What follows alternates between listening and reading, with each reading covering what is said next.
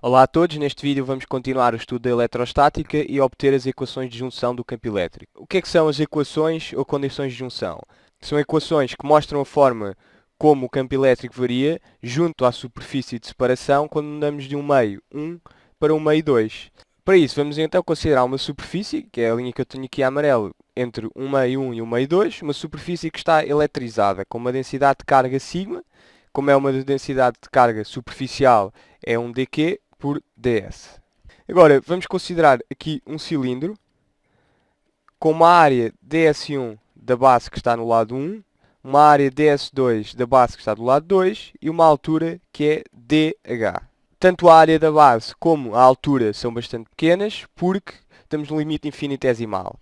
Em cada uma das bases temos uma normal, que aponta sempre para fora da superfície. A normal da base 2 é N2 e a normal da base 1 é N1. O nosso objetivo é relacionar o campo elétrico à superfície do lado 2 com o campo elétrico à superfície do lado 1. E para isso vamos começar por utilizar a lei de Gauss.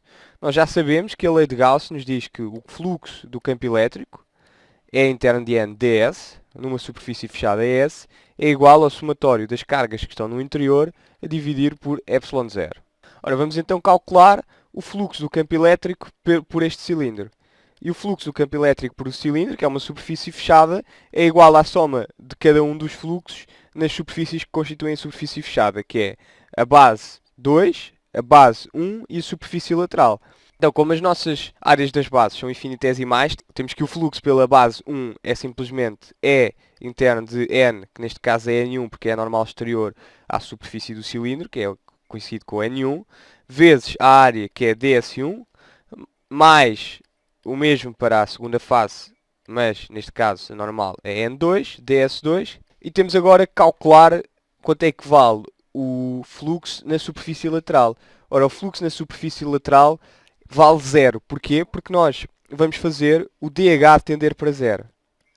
E, portanto, temos apenas que o fluxo do campo elétrico é dado por esta expressão. Nós temos que considerar uma superfície arbitrária, portanto, podemos considerar o limite em que a altura do cilindro vai para zero e temos mesmo à superfície de separação, que é aí que queremos analisar o campo elétrico. Agora, a normal N2, no limite dH tende para zero, vou-lhe passar a chamar normal N, que é a normal à superfície e que aponta de 1 para 2. Agora, a E interno de N1, utilizando esta nova normal, temos que é igual a E interno de N com sinal menos. Porquê? Porque as normais apontam no sentido oposto e são ambos vetores com norma 1. Por outro lado, E interno de N2 é igual a E interno de N. Mas o meio interessa, portanto, nós temos que pôr aqui o subscrito do meio. Portanto, aqui temos E1, que estamos no meio 1, aqui temos E2, que estamos no meio 2, ds2 está no meio 2, e aqui também temos que continuar a manter. E vou passar a chamar a isto E1N, ou menos E1N, já tenho ali o sinal menos, e aqui E2N. Assim temos que o fluxo no cilindro, E interno de N ds, superfície S, é igual a E2N ds2 menos E1N ds1. O facto de estarmos a usar uma área infinitesimal permite-nos fazer isso porque nos permite dizer que esta área é tão pequena quanto nós queremos, portanto o campo é como se fosse constante nessa área, portanto o integral é simplesmente o campo, a projeção, neste caso do campo, vezes a área da superfície em questão, que é ds2 e que neste lado aqui, no lado 1, é ds1. Então, por outro lado, nós temos que o somatório das cargas interiores é igual ao integral da densidade superficial de carga na superfície, integral de sigma ds. Como a superfície é infinitesimal, então podemos também escrever que isto é sigma vezes ds, que é a área da superfície, que é este ds aqui. Agora, como estamos no limite de dH tendo para zero, ds é igual a ds1, que é igual a ds2. Estamos no limite em que o nosso cilindro fica mesmo colado à superfície. Tão colado quanto nós queremos. É este o limite infinitesimal. Portanto, pelo teorema de Gauss, ficamos com E2n menos E1n é igual a sigma sobre ε0. Os ds cortam. Este ds corta com este e temos aqui a dividir por ε0. Agora que já sabemos como é que varia a componente, digamos, normal do campo elétrico, falta-nos ver como é que varia a componente tangencial do campo elétrico à superfície. E é isso que vamos ver de seguida.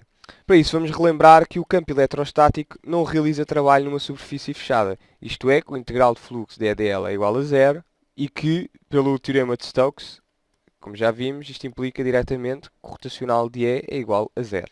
Agora vou representar aqui a superfície de outra forma, em que temos aqui o meio 1 e o meio 2, e queremos calcular o trabalho do campo elétrico, que está aqui, num caminho gama. E temos que escolher um caminho gama acto 4 que nos permita relacionar o campo tangencial do lado 2 com o campo tangencial do lado 1. Ora, e o caminho escolhido é o caminho que eu vou desenhar aqui. É um retângulo, cuja área é DH, que pode ser percorrido, por exemplo, neste sentido, cujo lado é DL. Temos assim um sentido em que o caminho é percorrido e temos um campo elétrico E2 deste lado e um campo elétrico E1 deste lado e uma superfície com uma carga de sigma. Então o que é que o facto do campo ser conservativo, que é esta lei que está aqui escrita, nos diz? Vamos calcular este integral. Este integral pode ser dividido em 4 pedaços porque o caminho gama, que é o retângulo que está aqui percorrido neste sentido, tem essencialmente 4 lados. Novamente, como os tamanhos são infinitesimais, o integral é simplesmente multiplicar o campo pelo comprimento.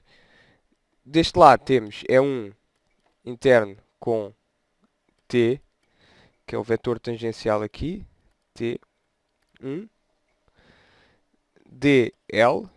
Depois tomamos novamente o limite de dh a ir para zero, ou seja, o caminho vai tender cada vez mais para a superfície de separação, que está amarelo, e portanto as contribuições nestes lados do percurso são desprezáveis e ficamos apenas com a contribuição em baixo e a contribuição em cima, sendo que a contribuição em cima podemos escrever como E2, interno com T, que neste caso é um vetor assim, tangencial ao caminho gama e de norma 1. Portanto, este T é igual é simétrico deste T, portanto, é menos T dl. No entanto, a convenção que atualmente se usa é que o T no meio 2 é que é o mais T e que este T no meio 1 é que é o menos T, portanto temos de trocar aqui os sinais e ficamos que o trabalho é igual a E2T, que por definição é E2 interno com T, menos E1T, tudo a multiplicar por dl. E isto é igual a zero. O dl pode cortar, portanto temos que E2T menos E1T é igual a zero. E é esta a segunda condição de junção, que nos diz que o campo elétrico tangencial é contínuo, quer haja, quer não, cargas na superfície de separação.